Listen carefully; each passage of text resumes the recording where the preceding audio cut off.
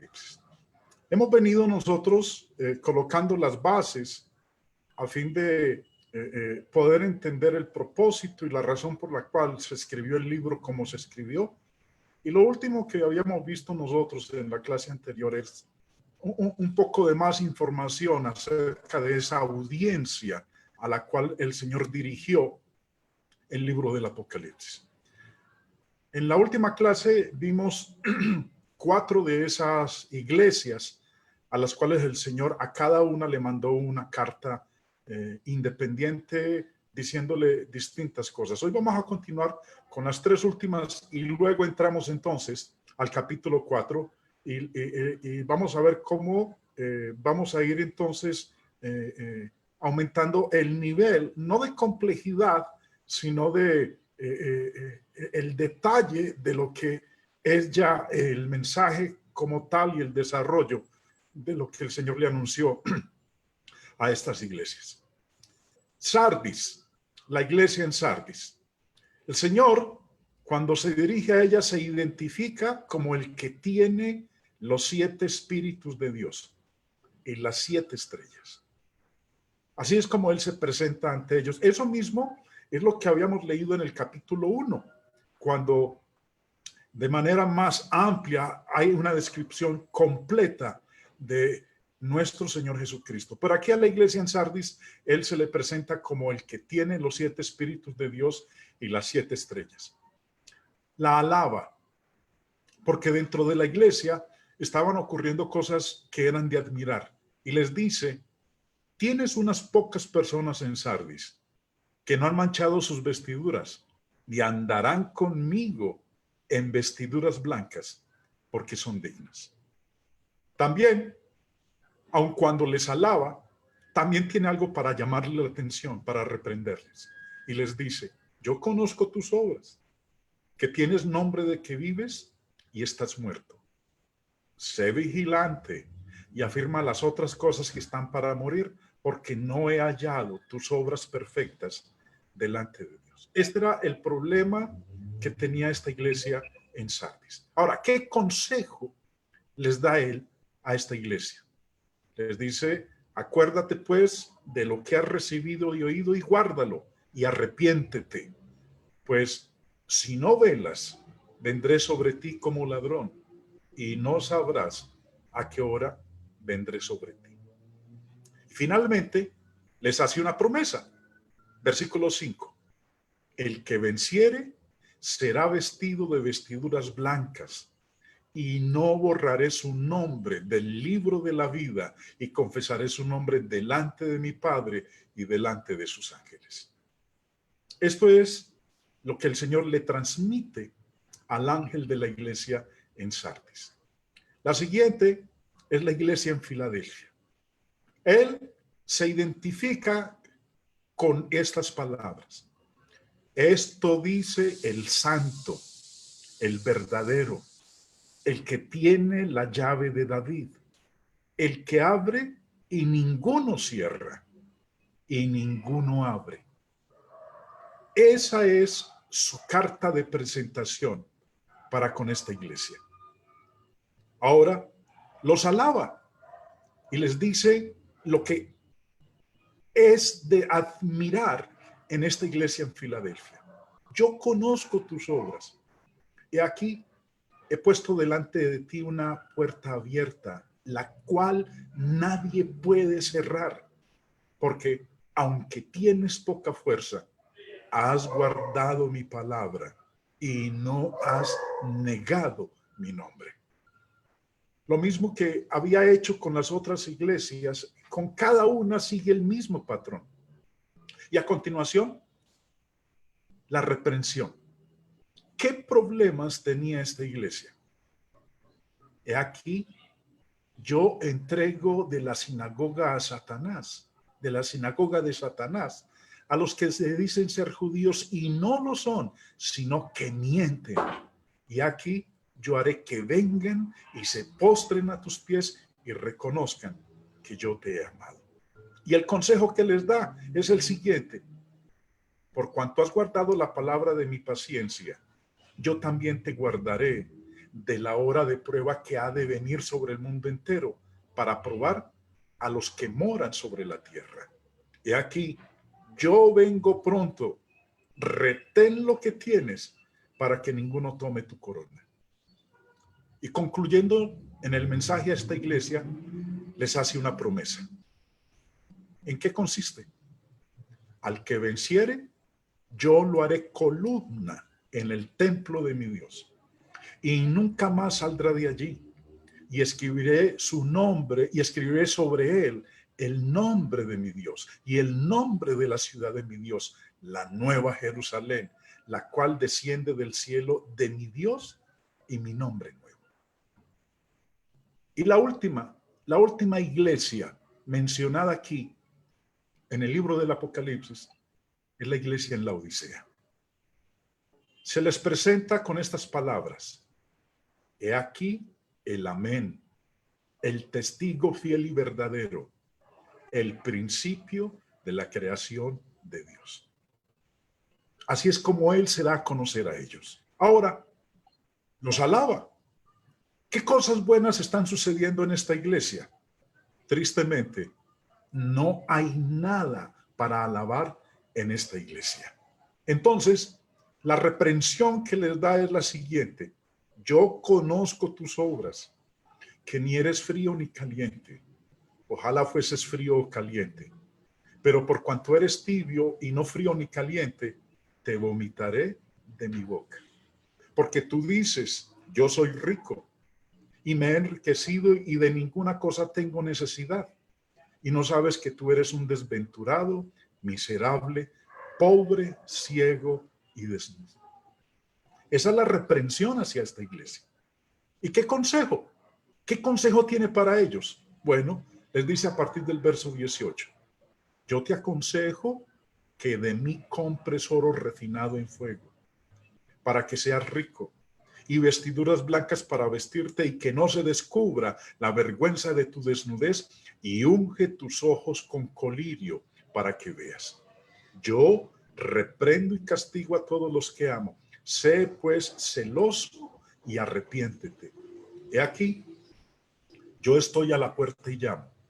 Si alguno oye mi voz y abre la puerta, entraré a él y cenaré con él y él conmigo. Ese es el consejo que les da.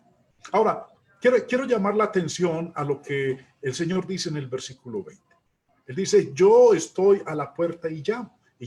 Si alguno oye mi voz y abre la puerta, entraré a él y cenaré con él y él conmigo. Quiero que le presten atención, hermanos, que este consejo que el Señor está dando aquí, no es para los incrédulos, no es para los que están afuera en el mundo, no es para los que aún no son hijos de Dios. Equivocadamente, muchos utilizan este pasaje para aplicárselo a los de afuera, para decirles que el Señor les va a tocar la puerta y que si oyen la voz no se la cierren, le abran la puerta y que Él va a entrar y va a cenar con Él. Pero el texto no está hablando para con los de afuera. Le está hablando es a la iglesia en la Odisea, a los cristianos en la Odisea, a los que ya eran hijos de Dios, a los que se habían enfriado, a los que, a los que eran tibios, no eran ni fríos ni calientes. Entonces el Señor les está diciendo, yo los estoy llamando.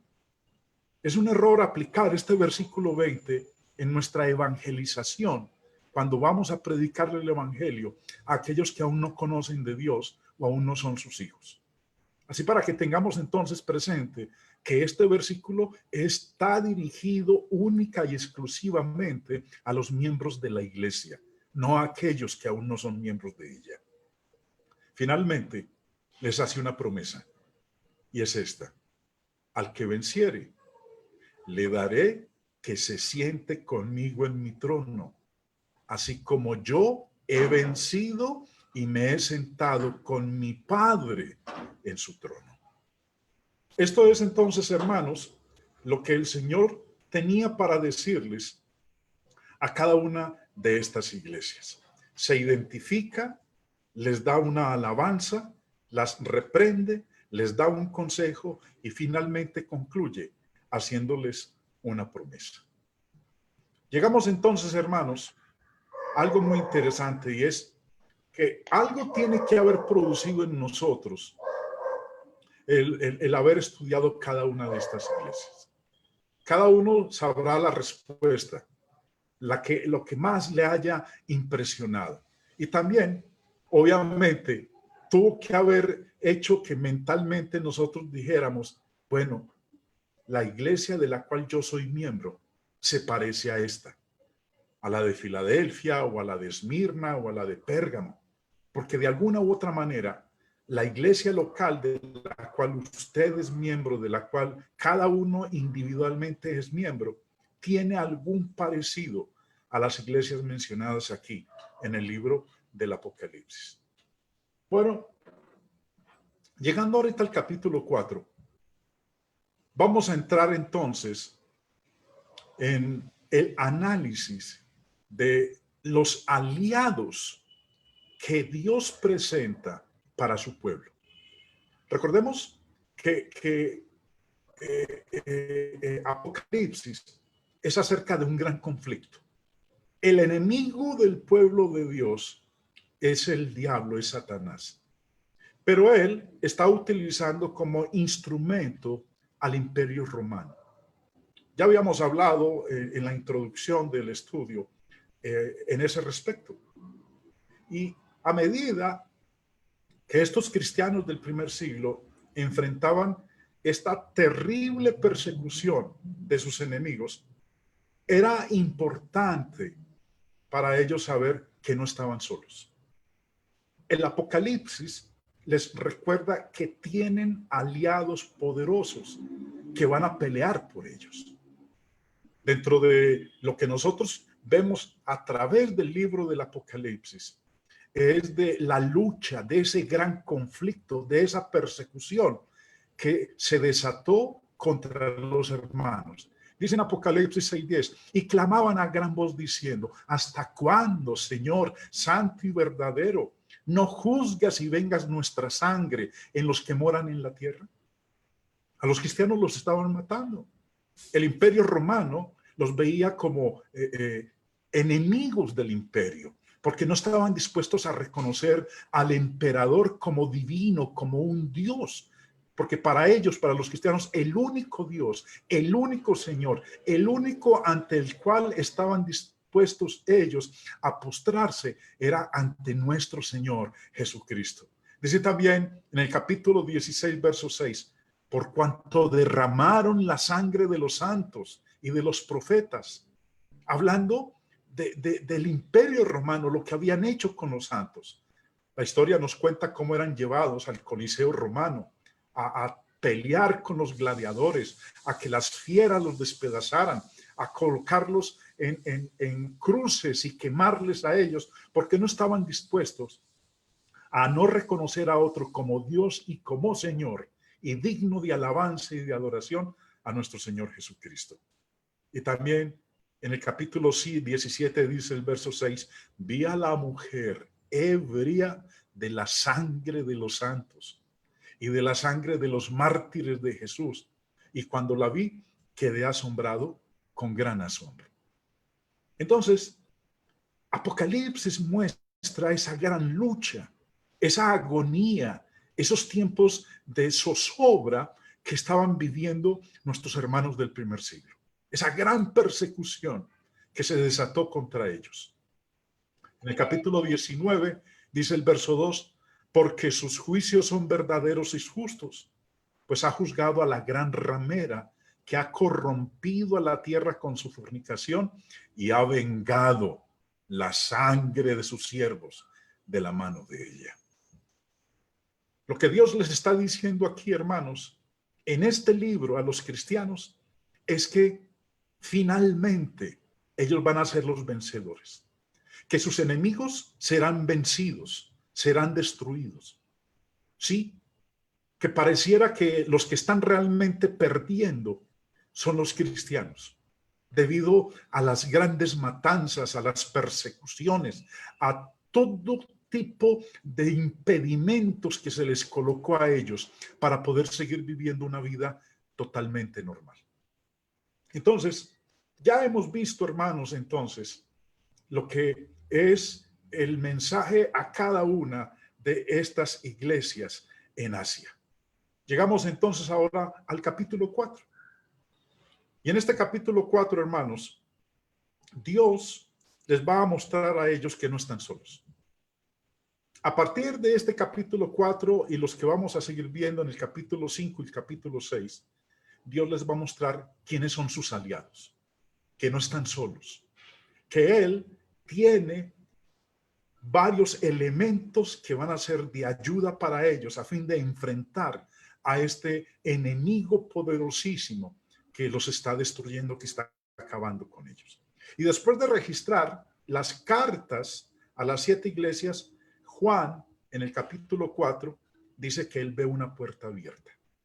Versículo 1 dice, después de esto miré, y aquí una puerta abierta en el cielo. Y la primera voz que oí, como de trompeta, hablando conmigo, dijo, sube acá, y yo te mostraré las cosas que sucederán después de estas. Aquí leemos, hermanos, que Juan es invitado a entrar y a mirar a través de la puerta para que vea lo que va a suceder en el futuro. Y la primera cosa que ve es una visión asombrosa de Dios en su trono que está en el cielo. Vamos a leerlo entonces, hermanos, lo que él ve cuando traspasa esa puerta abierta y ve lo que va a suceder después. Dice así, versículo 2. Y al instante yo estaba en el Espíritu, y aquí un trono establecido en el cielo, y en el trono uno sentado. Y el aspecto del que estaba sentado era semejante a piedra de jaspe y de cornalina. Y había alrededor del trono un arco iris, semejante en aspecto a la esmeralda. Y alrededor del trono había 24 tronos. Y vi sentados en los tronos a 24 ancianos, vestidos de ropas blancas, con coronas de oro en sus cabezas.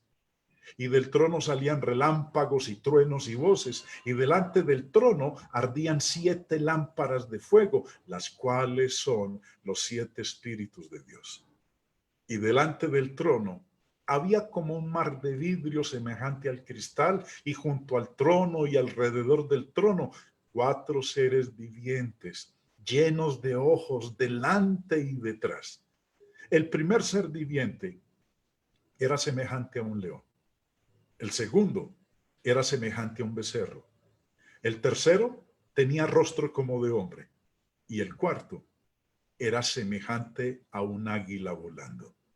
Y los 4 seres vivientes tenían cada uno 6 alas. Y alrededor y por dentro estaban llenos de ojos. Y no cesaban día y noche de decir, Santo, Santo, Santo es el Señor Dios Todopoderoso, el que era, el que es y el que ha de venir. Y siempre que aquellos seres vivientes dan gloria y honra y acción de gracias al que está sentado en el trono, al que vive por los siglos de los siglos, los 24 ancianos se postran delante del que está sentado en el trono y adoran al que vive por los siglos de los siglos, y echan sus coronas delante del trono diciendo, Señor, digno eres de recibir la gloria y la honra y el poder, porque tú creaste todas las cosas y por tu voluntad existen y fueron creadas. Recordemos, hermanos, Apocalipsis fue escrito a estas 7 iglesias en Asia. Y a medida que tratamos de averiguar el significado de esta visión que Juan tiene cuando ve una puerta abierta en el cielo y dice que fue trasladado allá en el espíritu, necesitamos estar pensando en ellos, en estas 7 iglesias. Es necesario que consideremos lo que estaba pasando, lo que les estaba ocurriendo a ellos. Recordemos, cuando Juan traspasa esa puerta que está abierta en el cielo, ve un trono en medio del cielo y en el trono uno sentado. Ese es Dios, el Dios todopoderoso. Ese es el primer aliado que ellos tienen para enfrentar esta lucha que están experimentando con el Imperio Romano. Ahora, ¿qué les estaba sucediendo? Si nos devolvemos nosotros en lo que previamente hemos estudiado en clases anteriores, Apocalipsis 2:10, el Señor les había dicho, no temas en nada lo que vas a padecer. He aquí, el diablo echará a algunos de vosotros en la cárcel para que seáis probados y tendréis tribulación por 10 días. Sé fiel hasta la muerte y yo te daré la corona de la vida. Ahora, cuando les dice que van a tener tribulación por 10 días, les está diciendo que esa persecución, que ese sufrimiento, que esa tribulación va a ser de corta duración, solamente 10 días. No va a ser un mes, no va a ser un año, no van a ser 10 años, solamente 10 días. O sea, pues un periodo corto. Incluso, no solamente iban a sufrir, iban a ser probados, iban a estar en tribulación, iban a padecer, sino que también nos dice en Apocalipsis 2, versículo 13, que ya algunos incluso habían muerto. Dice, yo conozco tus obras y dónde moras, donde está el trono de Satanás. Pero retienes mi nombre y no has negado mi fe, ni aún en los días en que Antipas, mi testigo fiel, fue muerto entre vosotros, donde mora Satanás. A veces pudo haber parecido que sus enemigos estaban ganando y que los cristianos estaban a punto de ser destruidos. Recordemos que ellos estaban siendo presionados a adorar al emperador romano como un dios. Ahora, ¿cómo les iba a ayudar a ellos con estas luchas la visión que Juan tuvo cuando traspasa esa puerta que estaba abierta en el cielo? Ahora, ¿qué dice esta visión? Esta visión del capítulo 4. Esta visión en donde Dios les está mostrando que tienen al mejor, al más poderoso aliado de todos, Dios mismo. ¿Qué dice esta visión a aquellos que se sentían como que estaban perdiendo la batalla? Dice versículos 2 y 3. Al instante, yo estaba en el Espíritu, dice Juan, y aquí un trono establecido en el cielo, y en el trono uno sentado. Y el aspecto del que estaba sentado era semejante a piedra de jaspe y de cornalina, y había alrededor del trono un arco iris semejante en aspecto a la esmeralda. Aquí Juan ve un trono y a uno que está sentado en ese trono. Dios. Eso es lo primero que él les describe a los hermanos de estas iglesias. Hermanos, Dios está en su trono. Dios es nuestro aliado. Dios nos va a ayudar. Y además de eso, en el versículo 11, dice lo siguiente: Señor, digno eres de recibir la gloria y la honra y el poder, porque tú creaste todas las cosas y por tu voluntad existen y fueron creadas. Recordemos que los hermanos del primer siglo estaban siendo perseguidos porque ellos no estaban dispuestos a adorar al emperador romano como un dios. No estaban dispuestos a reconocerle como el Señor de ellos. Y aquí Juan dice, Dios, eres el digno de recibir de parte nuestra la gloria, la honra, el poder. Eres el creador de todo. Existe todo esto porque tú lo has querido, por tu voluntad.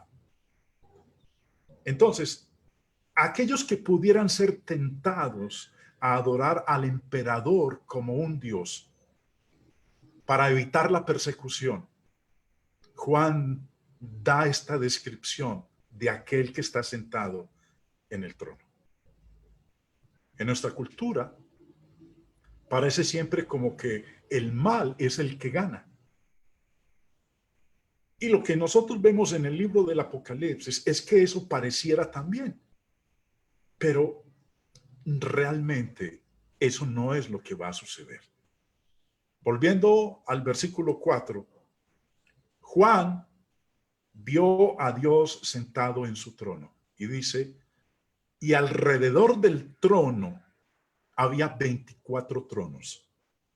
Y vi sentados en los tronos a 24 ancianos, vestidos de ropas blancas con coronas de oro en sus cabezas. Juan ve aquí entonces a Dios en su trono y siendo adorado por todos los seres celestiales.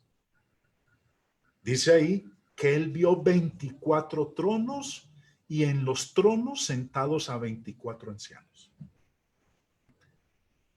En una de las clases anteriores vimos un poquito el análisis de la simbología de los números que se emplean en el libro del Apocalipsis. Y una de las cosas que aprendimos desde el primer versículo es que el libro del Apocalipsis es un libro de símbolos, de señales, de figuras. No lo podemos tomar de una manera literal.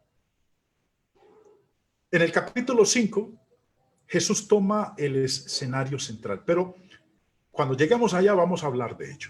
Sigamos aquí en el capítulo 4. 24 tronos.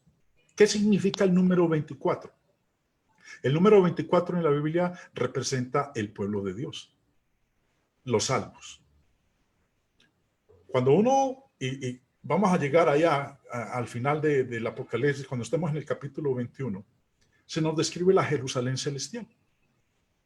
Y en ese capítulo 21 se nos dice que la ciudad es un cuadrado perfecto, que por cada lado tiene 3 puertas y también tiene 3 columnas.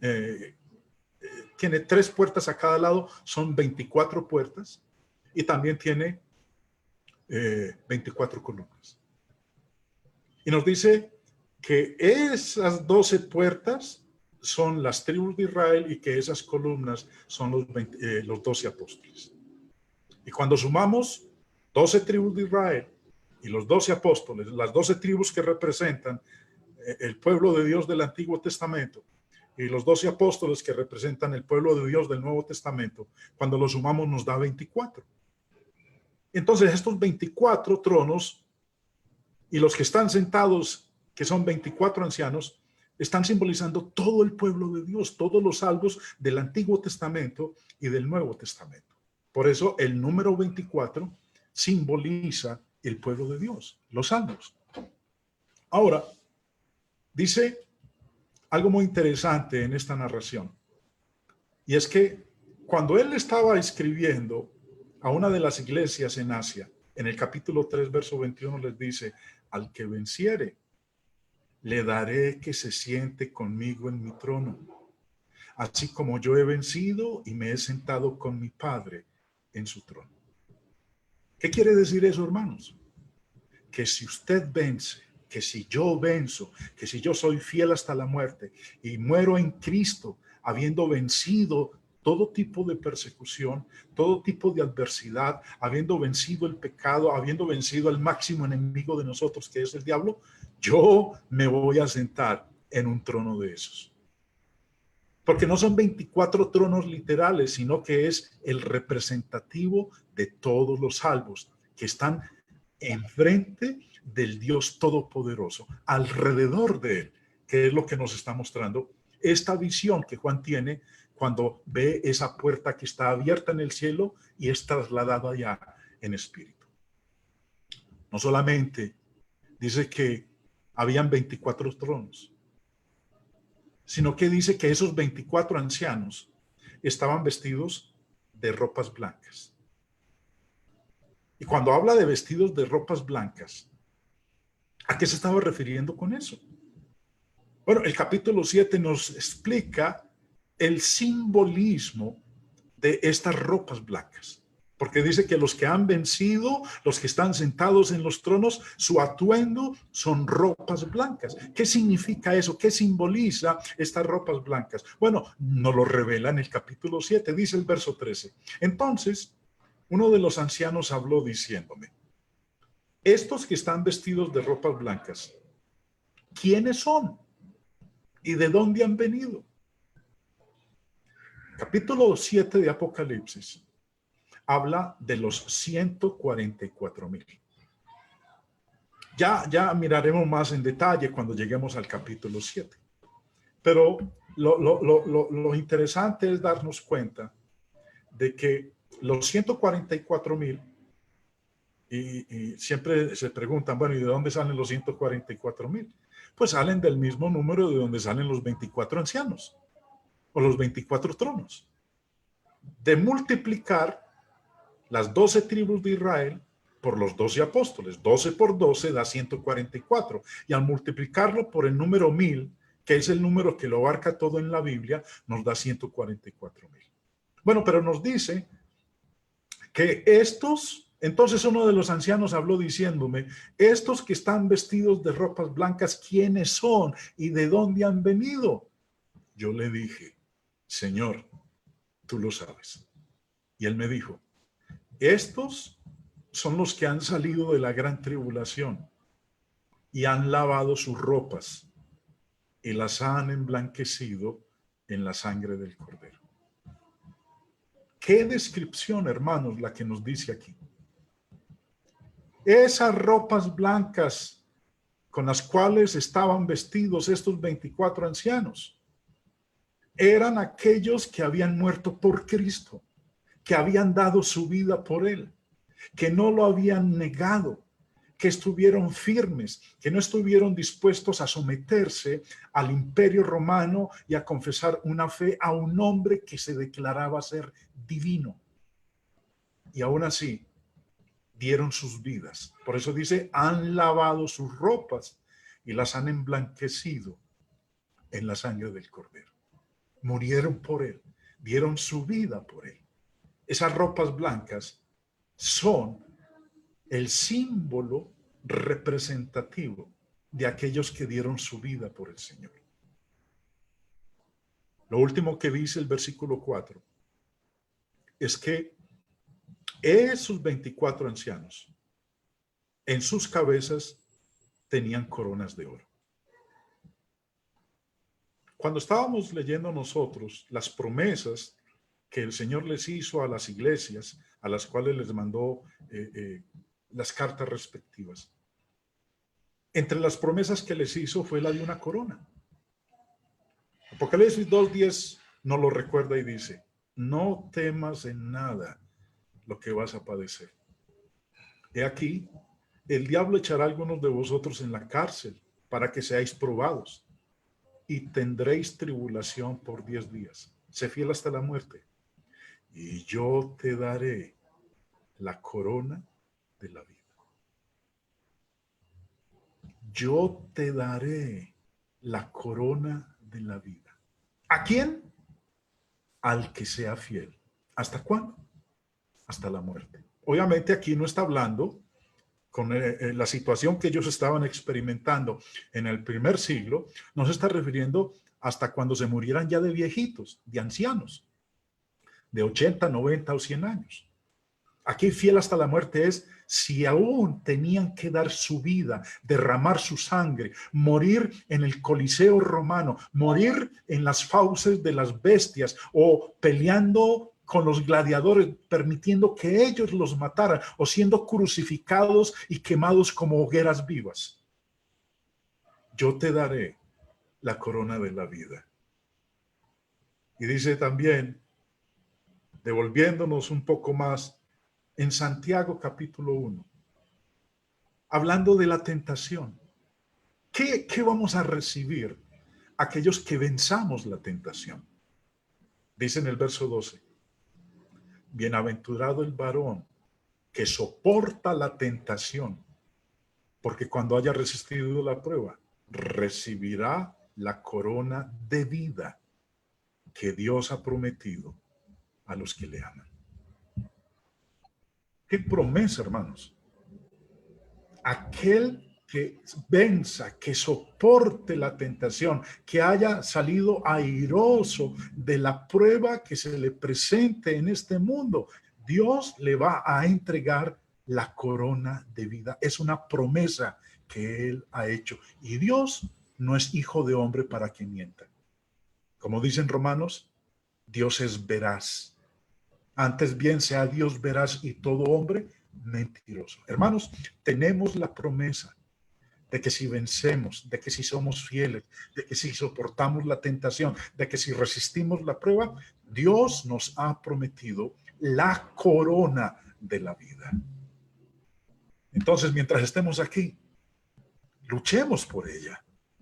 Es más, estas coronas de oro que nos dice en Apocalipsis 4:4, que están en sus cabezas, que están en las cabezas del pueblo de Dios, de los que vencieron, de los que limpiaron sus ropas, las emblanquecieron en la sangre del Cordero. Esa corona viene de un término particular en la Escritura, del término griego estéfanos. ¿Y qué significa estéfanos? Dice, estos ancianos tenían sobre sus cabezas coronas de oro.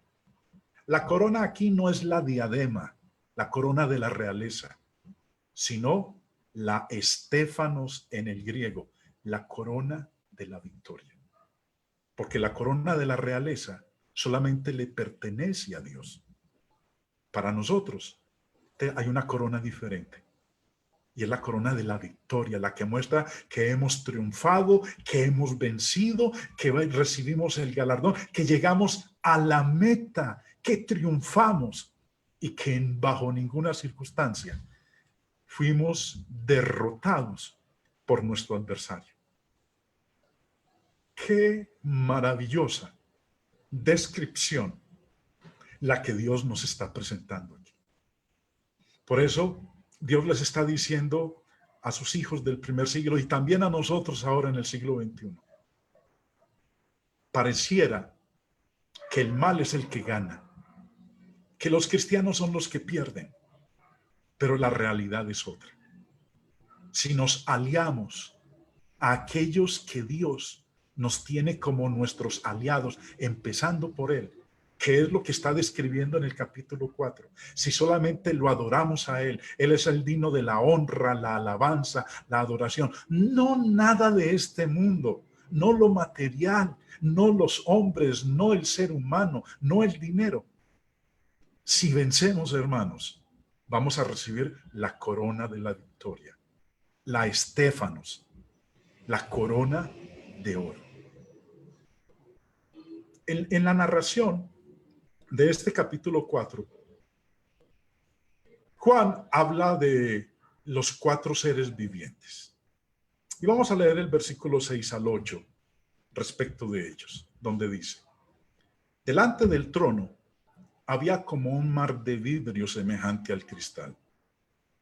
Y junto al trono y alrededor del trono 4 seres vivientes, llenos de ojos delante y detrás. El primer ser viviente era semejante a un león. El segundo era semejante a un becerro. El tercero tenía rostro como de hombre. Y el cuarto era semejante a un águila volando. Y los 4 seres vivientes tenían cada uno 6 alas. Y alrededor y por dentro estaban llenos de ojos. Y no cesaban día y noche de decir, Santo, Santo es el Señor Dios Todopoderoso, el que era, el que es y el que ha de venir. Me imagino que varios de entre nosotros querrán saber, bueno, ¿qué simbolizan estos 4 seres vivientes? Que dice que uno era semejante a un león, el otro a un becerro, el otro a un hombre y el último a un águila volando. Yo voy a colocar 2 comentarios de 2 libros del Apocalipsis, en donde coincido con la explicación de cada uno de estos comentaristas. respecto de qué simbolizan estos cuatro seres vivientes. En la revelación de San Juan el Divino del señor G.B. Kerr dice: es seguro asumir que en la visión de ellos, que en la visión de Juan, ellos representan todo el cosmos creado de los cielos y de la tierra. Representa, simboliza la creación de Dios. Toda la creación de Dios, el cosmos, los cielos y la tierra. Señor Rice Homers, en su comentario Digno es el Cordero, dice: la otra interpretación enseña que aquellos seres vivientes representan la cuádruple división de la vida animal. De modo que todos los seres vivientes creados por Dios están adorándolo. Según esta interpretación, el león representa la vida animal salvaje. El becerro representa la vida animal doméstica. El hombre representa la vida humana. Y el águila representa la vida de las aves. A todos los seres vivientes se les presenta en actitud de vigilancia u observación para adorar y reverenciar constantemente a Dios. Asimismo se presenta toda la creación, el hombre, la bestia y el ave, como si la hubiera glorificado con él, haciendo esto como parte de su soberanía. Ya entonces, hermanos, teniendo una idea, analizando estos comentarios de lo que representan estos cuatro seres vivientes, una pregunta antes de terminar el estudio. ¿Cómo puede esta visión ser una fuente de consuelo para usted, para mí, hoy, en el siglo XXI? La verdad, hermanos, es que es una fuente impresionante de consuelo. Que en nuestras luchas, que en nuestros momentos de zozobra, de desesperación, cuando pensemos que ya no vale absolutamente nada luchar por Dios, que más bien nos dejemos llevar por el mundo o entregarnos al mundo. Recordemos, como Juan se lo recuerda a ellos, que tenemos al mejor de todos los aliados, al Dios Todopoderoso, que está reinando, que está en su trono y que nos ha prometido el estar junto a Él, alrededor de Él, porque con Él podemos. Que no nos dejemos vencer por las tentaciones, que no nos dejemos vencer y desanimar por las persecuciones. No importando la situación que enfrentemos, siempre Dios estará de nuestro lado. Y si le somos fieles a una costa de nuestra propia vida, vamos a recibir la corona de la victoria, la corona de la vida.